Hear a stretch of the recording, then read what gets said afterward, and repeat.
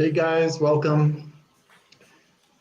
We are getting started for our webinar. We've got Adam and Ryan here. I'm Patrick, and we're just getting lined up to let some folks into our room to join the webinar. And we're going to speak today about hiring recruiters for 40% off the cost of using offshoring. I'm Patrick with AptiChat Healthcare, and I have, as I mentioned, Adam Chambers, the president of AptiChat Healthcare, and Ryan Baker, who's with Solvo Global, a business consultant. So Ryan's our guest presenter today. So as I said, we're just going to let a few more people join into the room, give them time to join in. But first of all, I want to let folks know that we have webinars every couple of weeks or so. And so if you're not already part of our LinkedIn community, please connect with us on LinkedIn, and we will make sure that you know about all of our webinars upcoming, generally on nurse recruitment as topics in general, but as specialized focus each time we do an event. So please connect with us, and we will make sure you know about that. I'll put my LinkedIn in the chat here. And we also have a Facebook group that is specialized for nurse recruiters, It's called Nurse Recruitment Secrets. So please connect with that Facebook group as well, and we will love to be able to have you connect with others, share your input, share your ideas, and hopefully learn something from your colleagues as well in that Facebook group. So I'm putting that in chat here as well.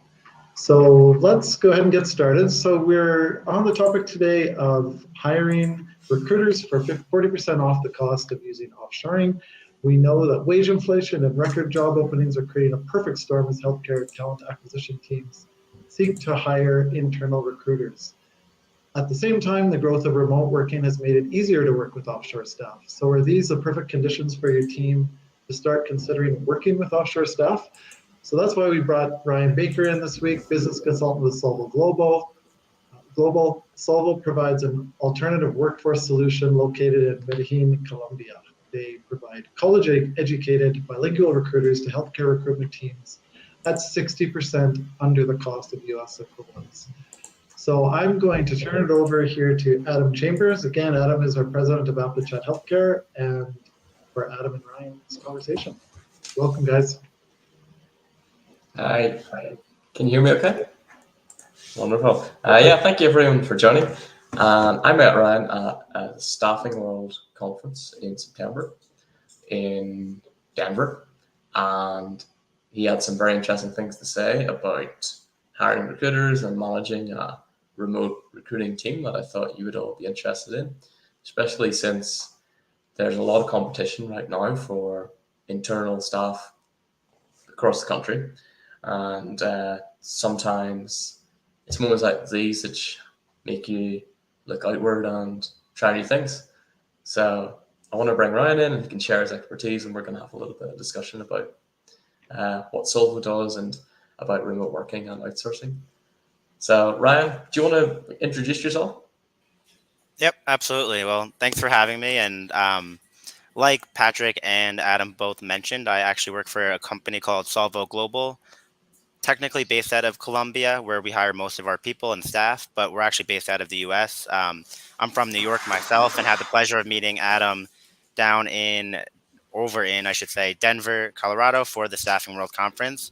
What we do is we provide remote staff to US companies, and that could be anything from different front office roles like collection agents, recruiters, all the way to back office data entry type roles. But we've really developed a niche in the recruiting space, just as the need in the US has become way greater. And even watching some of the previous webinars from Adam, realizing that companies are contributing the same budget towards recruiters and recruiting, and at the same time are not realizing that the need for the recruiting and the demand on the business development side or the client side has gone up. So what we've been able to do is provide extra support, but not having to hire an additional recruiter in-house where you're going to have to pay an extra $50,000, $60,000 all in after the taxes, benefits, and insurance. We provide recruiters to different staffing companies, home healthcare companies, hospitals, assisted living facilities for around $2,200, $2,300, and that really gets you someone that's a hard worker, someone that's going to show up that's maybe a little bit newer to recruiting. Psychology majors are definitely a big one that we've seen a lot of people come in with psychology majors and don't really know what to do with it. And recruiters and HR has been a really nice way for them to get an introduction into the employment field and build a career and take on an opportunity of working with people in the U.S., which um, is a great opportunity for people in Colombia and in the U.S. Maybe oftentimes or sometimes gets taken for granted of how many great opportunities we have. So we've just realized that there's a lot of companies in the US that are, or a lot of, I should say, employers looking for employees. And in Colombia, there's a lot of employees looking for employers. So Solvo really tries to bridge that gap by making the connection, as well as we'll do the recruiting to find your Solvo employee and recruiter, but we'll also take on the payroll. We'll actually be the employer on record, so you don't have to worry about paying international banking or international laws. We take care of all of that, and really our turnkey operation to open up your next office near shore, whether that's in Colombia or somewhere else in South America, because we do have a few other offices in Argentina as well as other cities in Colombia, other than Medellin. But I'm actually currently sitting in Medellin as we speak in the office where we host many of our recruiters. Oh, very nice. What's the weather like down there? You can see I got a little burn. You can see the farmer's tan. So Oh yeah, just the equator. So it's I just 75 go and red. sunny every day. And I had a couple clients coming down to visit. So that's another perk of Solvo is we're a pretty open and transparent operation, or I should say very open and transparent operation. So whenever anyone would like to visit, you always have that option. And we love when people come down here, meet the people, meet the team that they've been working with. The clients that I have down now have been working with us for around 2 years, and just with COVID, it's been hard to get down here. But now that hopefully COVID's coming to an end, able to travel a little bit more and take advantage of the nicer weather, because New York is a little colder this time of year. So, what are some of the important things to consider when working with outsourced teams who are offshore? What are some of the challenges your customers are solving? Absolutely. So we even consider ourselves different than offshore. We definitely don't call ourselves outsourcing, because that makes it feel like you're hiring a team. Some people may be familiar with RPOs or recruitment process outsourcing. We're very different than that. What's very important to us is that people that work with us and hire people from Solvo Global are going to hire people and integrate them into their organization and treat them as if they're any other employee just working remotely from New York, for example, or from Michigan or from North Carolina, wherever you may be located.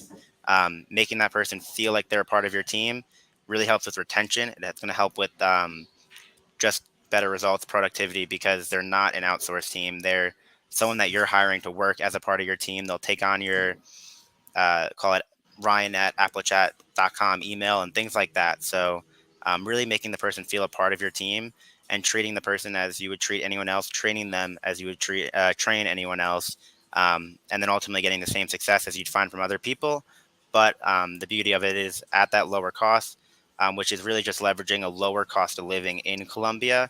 I always like to say same thing from New York has a higher cost of living compared to maybe Florida, compared to West Virginia, and salaries vary. And South America is just the same as that. And technology has really allowed us to work with people all around the country and especially all around the world. And I think COVID-19 and all the negatives we've had, I really think it accelerated this remote workforce, which we technically call ourselves a remote workforce solution, because we could provide remote employees at an affordable cost. And hardworking people, which is not always a norm nowadays. So that's something that we've really been able to see and success with. And what are some of the things that your like customers are coming to you as reasons for want to work with you? Like, what's going on in the market then for hiring internal recruiters to a healthcare organization? So I think people are coming to us right now because they just need, there's more time, like I mentioned before, it's just more money is left on the table right now when it comes to hiring people. So you need to allocate more time towards the recruiting efforts, and time is money, as everyone likes to say. And with Solvo, we could provide someone that's going to give you actually what we do is it's a 45-hour work week in Colombia. That's not unique to us. That's just call it the culture of South America, being a harder working group of people. So an extra 45 hours a week, if you could think, what can my team leverage now because we have someone else doing, let's call it the reference checks, the vaccination checks, maybe doing the initial screenings, stuff that maybe doesn't take a senior recruiter that's getting paid 50, 60, $70,000 a year. Have someone else maybe that is more junior, that's really wanting to learn, and that's a really hard worker that can come in, take on those things. Can you hear me okay? Yep, sorry, So cut I out. think there was I a saw bit. it. I saw it freeze for like a second. Can you hear me? Yeah, there's a bit of a jump, yeah. Did- Okay, so coming back to that, I know there's a lot of companies that provide the service, and there's a lot of people that take advantage of it, but most of the industry don't. Like, what are some of the reasons that offshore or however you want to call it is unattractive to organizations, and then what would you say to those? Because I know that a lot of fears are just fears, like they're not Absolutely. really. So I yeah. think one of the biggest fears people have is the lack of control. It's like I want to be able to go into that person's office right next to me and say, "Hey, can you do this?" And that's something that I always say. Most people, if I need to call someone in my office that's two doors down, or I need to get something from the person two doors down, I'm probably going to call them on text them or do something like that anyways. So I think the fear of losing control, and what the beauty of Solvo is, it's actually provides you so much more control than I think people realize, because because it's a remote relationship with the employee, everything's done online. And when everything's done online, everything's done on the internet, fortunately or unfortunately, everything is being tracked. But we can actually track everything from how many contacts are being made a day, where those contacts are being made, where the results and the success are coming from, whether that's text messaging, emailing, calling, um, using from my CNA jobs to other different platforms. Because everything's done remotely, everything is being tracked, and we'll actually send our clients, just included in our service, a weekly dashboard of whatever they'd like to see, whatever KPIs and key performance indicators they set up in the beginning of our relationship. They can actually um, see a weekly result and weekly tracking of those results, which will give you way more control than you may realize of the person sitting in the office next to you. Are probably working, don't get me wrong, but it's really nice to have the dashboard, because the data will really help you make those data driven decisions, which we found a lot of success with. Hmm. Yeah, that's one thing I've noticed as well, that you can track a lot more than, for example, if you're using an online call service. So if they're calling through their computer, you can see like exactly how many calls were made and how long the calls were, and view the recordings. Whereas if you just have people have company cell phones, then you can't see any of that. So that's definitely, yeah, I think that's definitely an advantage. Exactly. Yeah. Have you got any examples of when this has worked really well in the healthcare context, and then maybe examples of when it hasn't worked so well and why? Yeah, so I'm like I mentioned, I'm actually here right now with two clients. They're in the home healthcare field, and they are some of our more successful people that we work with in terms of results with Solvo. And I Mm. can directly attribute, and then I can say we have some that are maybe less successful and have left the relationship. And I can tell you there's the biggest difference, the only difference in every time when we have success and we don't have success is, do you treat that person like they're an employee of yours, or do you treat them like they're a part of an outside team? When you make someone feel valued and you value the relationship and you value the work that they're doing, you're going to have a lot of success. Even the fact that these clients have come down and visited their employees, giving them gifts, and um, really taking an interest into their culture and understanding that they're human beings too, working just as hard, but as the kind of the title of this webinar, just at a more affordable cost. And I always say, if Solvo Global came to someone and said, we're going to open up an office for you in Miami, Florida, it's going to have these amount of employees at $2,200 a month, I really don't think anyone would bat an eye. And then when we take a plane 3 hours south, I don't know what, there's some type of like a magic line that gets crossed, and people think once you're outside the US is when you lose talent. But like I mentioned, we've had a lot of success. People, we only really hire people with at least one bachelor degree. Like I said, for recruiting, we're really looking at psychology majors and other things that we've found success with in terms of finding that talent pool and finding success in the HR Mm. recruiting world. Yeah. Yeah, I think it's interesting. Like diversity is a big thing at the moment in recruitment, but whenever it comes to someone that's sitting in a different country, and then the guard goes back up again. Whereas, Exactly. um, I think we have to separate like the reasons why you would do it and why you wouldn't do it, and then figure out And if you and should the do other it or not. Yeah, and just to maybe circle back to one of your other questions, I think one of the other biggest fears that we've, I think, done a really good job of um, getting rid of with a lot of our clients is one is English level. What's their English level going to be like? Because they're going to be in a different country. They speak Spanish most of the time. Um, and that's kind of one of the beauties of Solvo, that we don't throw someone at you and say, hey, you want to work with Solvo, $2,200 a month? Great, here's your person. We actually take in a job description from our clients and they say, hey, I'm looking for a person that has this experience, this background, whatever it may be, whatever they're looking for, hard, soft skills. We're going to take all that in and we're going to go out into the open job market of Colombia and we're going to provide people in an email showing what we call candidate emails that will include a video interview. So you can kind of gauge the English level there, as well as a resume and then other highlights. And if you like that person, great, schedule an interview. If you don't like the person, we totally understand. Let us know why and we'll refine our search. If you do like the person, great, let's get started. Tell us a start date. And like I mentioned, if you don't like the person, we'll just thank you for the opportunity and we won't charge you anything. So, really starting to work with Solvo, we try to make it as easy as possible by allowing someone to see candidates before ever having to put anything financially binding down or anything like that. As well as another biggest concern, there's I mean, when everyone thinks of the word outsourcing, that's why we like to stay away from it, is everyone thinks in the mind of India, Philippines, AT&T customer service type thing, where you just maybe have a poor experience. Not all, but definitely definitely happens. And I would attribute that to just a different time zone. So the beauty of Colombia being on right now it's Central Standard Time, so kind of central in America, but it switches back and forth with daylight savings. I saw something in the US that we're actually going to be getting rid of daylight savings, so that won't be a topic or an issue in the future. But Yeah, I don't right know now, what that is at the moment yeah, because we 2023, haven't changed hopefully. yet. Yeah, but just with daylight savings, we just went from Eastern Standard Time in Colombia to Central Standard Time. Technically, they didn't change time zone; we did, but um, everyone accommodates to the U.S. schedule. So we have clients in California, and the recruiter would work from 11 a.m. to 8 p.m. or whatever the hours may be.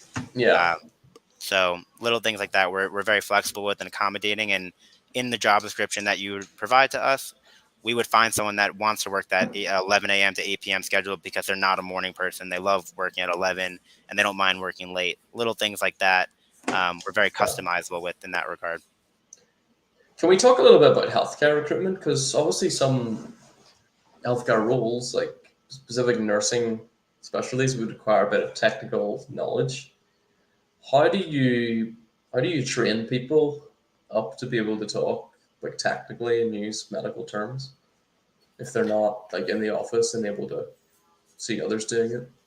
Absolutely. That's a great question. So we usually will have whatever client we sign on with provide the training. If someone doesn't want to provide the training, we have a lot of clients in the space, so we can help assist with different training modules and training programs. But like I said, we're a service that provides a remote employee to companies, and that remote employee is going to be dedicated to you. If you want someone that comes with healthcare recruiting experience, maybe from a different whatever it may be, we could find people. If that's a hard requirement, they need 2 years healthcare recruiting, it raises the price obviously a little bit to maybe $2,500 a month. But we could find people with the healthcare recruiting experience, as well as we'll take them through a quick, I think it's a 1 month recruiting university, going over the basics of healthcare recruiting as well as just American and U.S. recruiting um, foundationally. But like I said, traditionally, our clients will provide that training, as well as a lot of times where we see the most success is we're going to put these recruiters into a more junior role So doing a lot of, I would say, more of the support and admin type roles that go behind recruiting, because if your senior recruiters currently are doing those admin roles, then they're taking time away from doing the things that do take the technicalities and the other things that require the senior level. And as that person is a junior recruiter after 6 months, a year, our clients have more than the right to be able to promote them to be a mid-level recruiter, senior recruiter, however you go about your progression of new recruiters as you build that trust and gain that trust. Like I said, same thing as if you were to hire someone in the US and you found a really smart kid out of college and wanted to teach them how to do recruiting, but you like to put them in the lower level spot first to get them that knowledge and let them build up while doing some admin type tasks. Like I said, reference checks and screenings, maybe even after a month doing some interviews, which just quick hard workers, quick learners, I should say. Um, so that's something that we've really seen success with, Hmm. but can do either way, either the junior recruiter or if it's provided to us in the beginning, we can go find some more senior recruiters. Just comes at a little bit of a higher cost, but still would be 60% less than what a senior recruiter may cost in the U.S. Yeah, sounds like a good deal. um, do you find this is matched better to lower level medical positions, or can they do like executives, for example? So we have people that do the executive search on the from working with hospitals, executives in different fields. That would Mhm. just be provided in the job description. So if that's the company, like I said, we're very customizable, and the reason we're so customizable is because we don't have a bench of people and we're pulling people off of. You let us know what you're looking for, and we're going to do our best to find it. You'll see our emails coming in after a week, 2 weeks, however long it may take. Usually that time frame, you'll start seeing emails coming in saying, please review this candidate. Let us know what you think. If you'd like to schedule an interview, send us a time. So I always have a hard time sometimes, I guess, answering questions like that because it's like, what's their English level like? What's the talent level like? And it's a very wide range. And you let us know what you're looking for, and that's what we're going to provide for you. Hmm. I see a question from Lisa. She said, "Do you work directly with the hiring managers as well as HR?" Yes. So usually, when we go to work with the company, the recruiters that are going to come in are going to be working all those. And I always say, and this is kind of I would say the funny part of the whole relationship is when we go in and I start talking to companies, usually we'll go to the CEOs or the owner of the company and we give them the pitch and say, hey, you're going to save money, this and that. And HR and hiring managers are very skeptical, thinking we're going to move their jobs away and things like that. And after 2 weeks, I think it takes for the HR managers and HR or hiring managers and HR to realize, wow, this person's taking on all the stuff that I don't really like to do that much. Um, and now I could really focus on the things that I do enjoy doing. So we found that sometimes those are the people that are the most skeptical about the relationship. And like I said, after 1, 2 weeks, they realize how effective it's going to be because now they could focus on doing the interviews, onboarding people, retention efforts, and focusing on the business and not having to focus so much in the business of recruiting. So you could really think about Mm. strategies because you have some more support for that more affordable cost. Hmm. Okay, yeah. Hope that answers your question, Lisa. Yep. Thanks, Lisa. So, in terms of the Colombian aspect, then, or like anyone who's outside the states, how do you get them like up to speed with the the culture of the candidates that they're speaking to? Do you have any training around that specifically? Sorry, can you repeat it really quickly? How do you get the Colombian recruiters up to speed on the cultural norms of the candidates that they'll be speaking to? So that's I think one of the benefits of working with Solvo is we're all on the Western Hemisphere. So I've learned very quickly that thinking I'm going to come to South America and everything is going to be very different. I was just walking in one of the towns around here. That's why I'm so burnt, like I mentioned. And everyone has a New York Yankees hat on, and I'm from New York. I thought that was really cool. So the culture is very, very similar. It's just a different language. It's maybe when you go to the other side of the world, I think the Eastern Hemisphere and the Western Hemisphere, that big ocean in between us, it does cause some cultural differences, but there is definitely a lot of similarities between the U.S. and South America, primarily Colombia. And what we found is really the only difference is the English level, which we'll find people with good English levels that meet the expectations of our clients. And if you say, I don't like the person, I don't like the English level, we'll totally understand. We'll find someone with a better English level, or like I said, we don't charge for anything if we can't find someone that does meet that expectation that you're looking for. Yeah, because it's like And if someone's learned English to a level they can work in English, then they're going to be pretty immersed in the culture of that language and the being English speaking country. So I found in Mexico, for example, like people who speak English are most anglicized because if you're watching the TV shows or like consuming the media or speaking to English speakers who are natives. So it's not like you just wave to one, someone speaks English, but they don't understand who they're working with. Like they have been ingrained in that for years. exactly. And the only other thing I think when you say culture, not really to say that this is a cultural thing, but geography. So knowing that the hospital or the office or wherever the person that you're recruiting is going to show up to, if it's home healthcare, the home that they're going to show up to, not really understanding the geography. That was a challenge that we saw earlier on. So we go ahead and we do a lot of, call it, geography training of the area and of the region you're in. What we could do is we could pin um, the place on like a Google Maps or a Waze, and we've had really cool strategies that we've seen that we could actually do it almost quicker than someone that actually knows the geography. Not to say we could do it quicker, but we could give you exact details of 2.2 miles, and that's going to take you 15 minutes with traffic right now and using the Waze app and other things. So just really leveraging technology to overcome those what at first were hurdles, but we've really been able to get past those fairly quickly. And um, now we're really off to the races with our Mm. healthcare recruiting efforts. Yeah, awesome.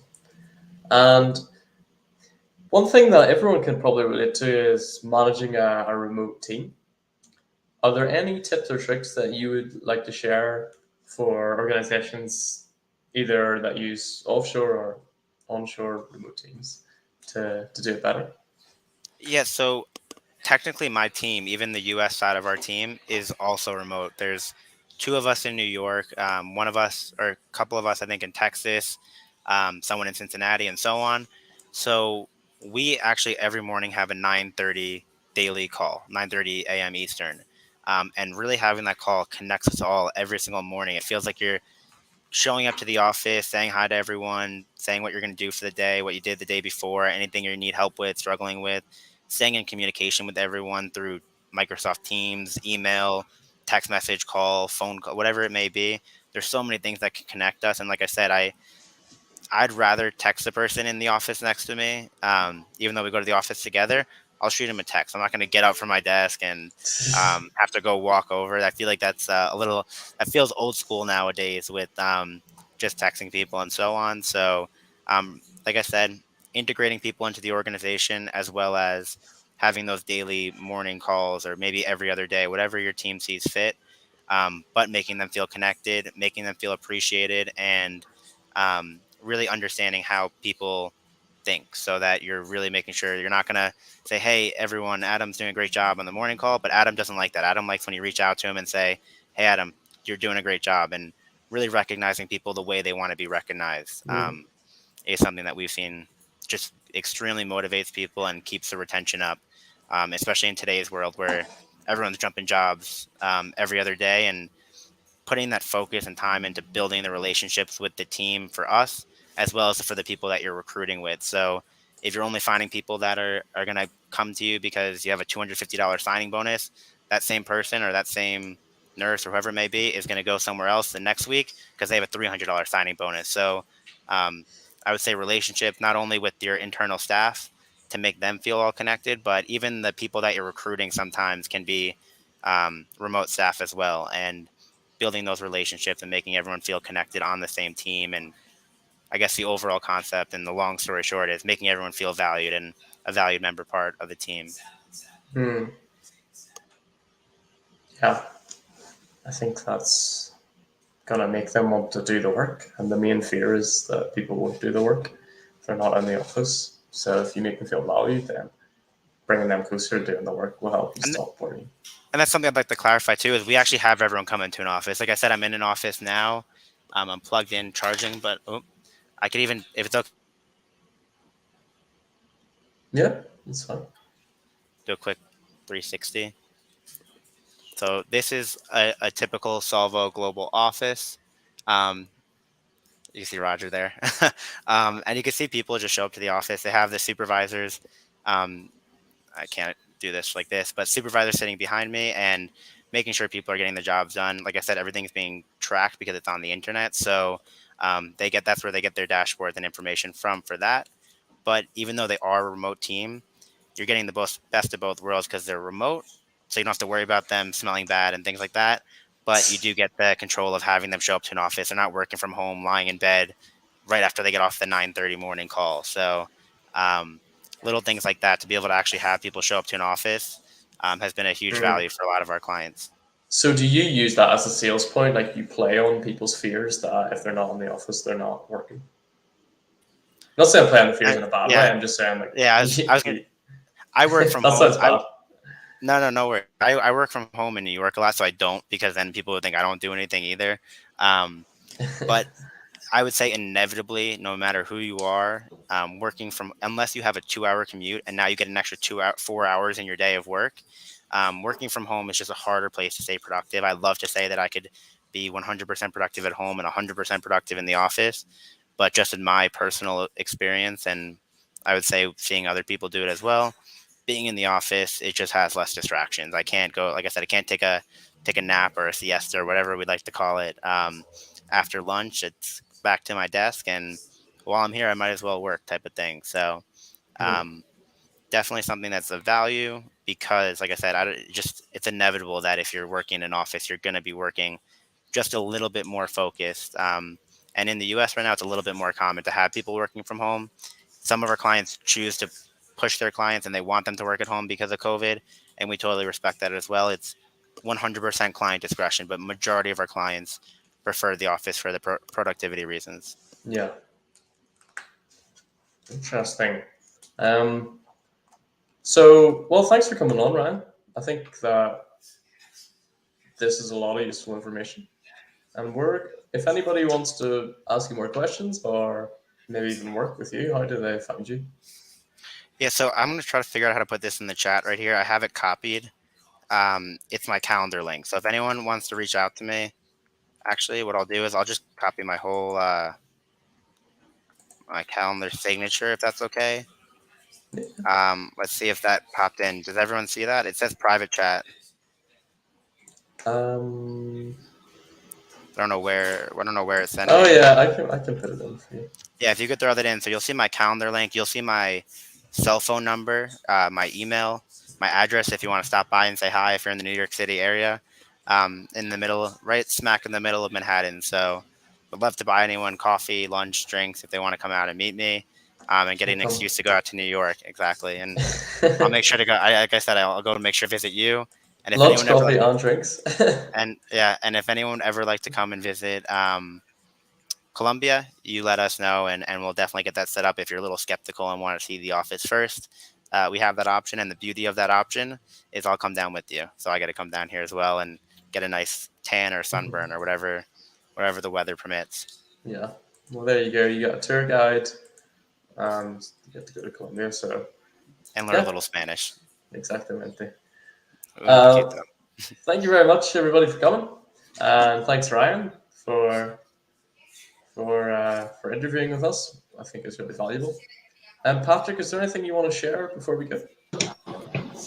Yeah, I guess first of all, thanks, Ryan, for your input. That's really helpful. And I want to just add that if anyone's interested in our service at ApplyChat, so we specialize in sourcing nurses from outside of job boards. So we are able to reach up to 70% of all nurses in an area, not just the 10% or so who are looking at job boards. So if you're interested in hearing how we do that, and in addition, our screening of nurses and bringing qualified nurses, please reach out to me on LinkedIn, and I'll be happy to tell you more about that. We work with hospitals, home care organizations, senior living, and any other healthcare organization to help them find nurses. So I'll be excited to share that with you. That's about it. Thanks, Adam. Thanks, Ryan. Thank you. Thank you. Thanks. See everybody later. Bye. Have a good day. Bye-bye.